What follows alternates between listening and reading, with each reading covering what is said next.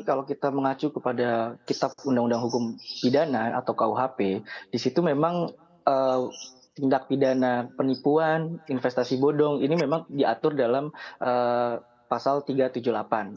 Nah, di mana dalam hal ini, banyak sekali, apa namanya, bukti-bukti apa yang bisa dijadikan menjerat terhadap pelaku atau si tersangka itu.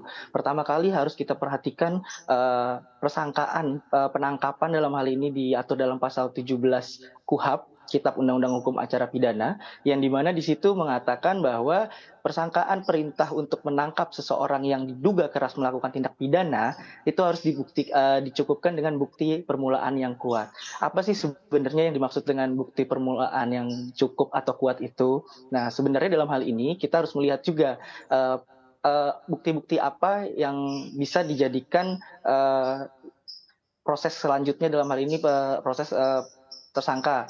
Di mana dalam hal ini kita bisa melihat sesuai dengan pasal 184 ayat 1 KUHP di mana, bukti, alat bukti yang sah yaitu pertama ada keterangan saksi, keterangan ahli, surat, petunjuk, dan keterangan, terdakwa itu sendiri. Nah, di mana dalam hal ini ketika untuk memasukkan, ini bisa diajukan tersangka atau tidak, itu minimal, 2 alat bukti yang sah dan kalau masuk ke ranahnya pengadilan dalam hal ini harus ada keyakinan hakim, seperti itu Mbak Sinta. Baik, Mas Andika, tapi jika dalam suatu kasus begitu ya, ada bukti yang digunakan keterangan para korban ini dengan menggunakan screenshot artinya berupa chat WhatsApp atau SMS begitu ya. Tapi ada juga yang iming-imingnya ini melalui lisan begitu. Lalu kemudian juga ada yang memberikan dananya ini secara langsung artinya tidak melalui transfer gitu ya. Atau juga ada juga yang artinya memang tidak bisa dibuktikan. Nah, bagaimana para korban ini bisa mengajukan perlindungan, Mas Andika? Ya, itu bisa dijadikan suatu awal permulaan yang kuat, di mana dalam hal ini informasi elektronik, dokumen elektronik, dan hasil yang diwujudkan dalam bentuk nyata itu bisa dijadikan sebagai alat bukti yang sah. Dalam hal ini juga diatur di dalam Undang-Undang Nomor 11 Tahun 2008 tentang informasi transaksi elektronik.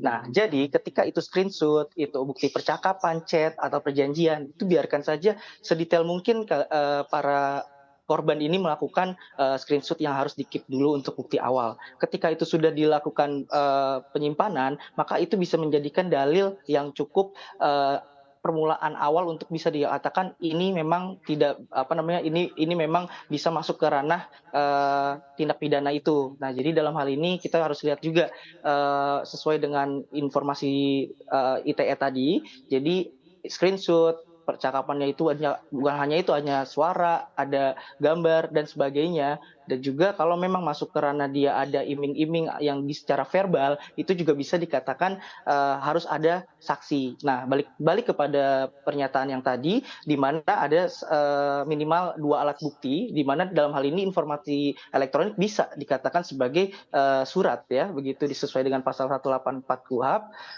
Kemudian, bukti-bukti lainnya dalam hal ini keterangan saksi ataupun, terdakwa itu sendiri kalau memang sudah, kepegang atau tergerebek seperti itu. Baik, Bu Yatri ini kan ada pernyataan bahwa hasil sitaan dari investasi ilegal ini harus kembali ke negara. Lalu langkah apa yang akan ditempuh oleh IPB begitu ya Bu? Khususnya untuk menangani kasus ini apakah memang nantinya akan dibantu penyelesaiannya oleh OJK atau artinya akan ke ranah hukum begitu Bu Yatri? Mungkin akan diupayakan dua-duanya ya kalau yang ini. Sementara kami akan, fokus ke mediasi, oleh OJK dulu. Jadi nanti bagaimana maksimal yang bisa diberikan oleh dihasilkan lewat mediasi itu yang akan, kami, upayakan pertama. Seandainya nanti ternyata tidak memungkinkan atau tidak ada kemudahan gitu untuk mahasiswa, mungkin akan ke ranah hukum. Tapi ini tentu kami masih prioritaskan dulu dengan OJK. Baik Bu Yatri, tapi sejauh ini apakah ada keterkaitan Bu antara investasi ilegal ini dengan pinjol begitu yang dipinjamkan oleh para mahasiswa? Kalau pinjol itu ilegal ya biasanya ya. Kalau ini sebetulnya, ini kan, aplikasi pinjaman yang legal semua, semuanya legal karena masuknya ada yang lewat e-commerce ya dari pembelian fiktif, terus kemudian ada peminjaman uang itu juga melalui aplikasi, legal sebetulnya.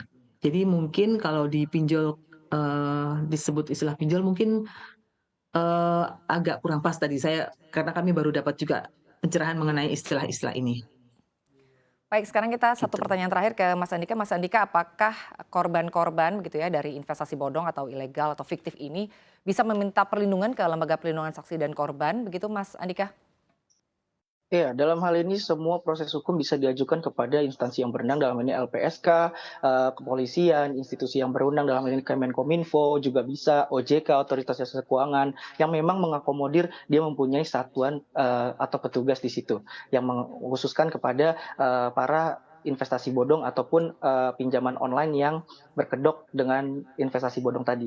Nah, yang saya ingin tegaskan adalah ketika korban ini merasa tidak sesuai dengan seperti sebagaimana yang dijanjikan atau yang sudah dicakapkan kepada kedua belah pihak, yang dimana nyatanya hasilnya itu tidak sesuai, di mana yang dijanjikan sekian persen, maka dapatnya tidak sesuai dengan apa yang dikatakan, kemudian kok tahu-tahu apa namanya di pertama kali 0,5% misalnya tahu-tahu bisa mencapai 30%. Nah, itu hal-hal yang seperti itu menjadi kejanggalan para pihak seharusnya. Nah, awareness terhadap itu memang harus ditingkatkan lagi dengan literasi yang mumpuni, di mana ketika itu sudah ada para korban yang terlilit ya ibaratnya ketika sudah masuk ke ranah pinjol ataupun ketika dia ditipu dengan investasi bodong, itu biarkan saja prosesnya berjalan.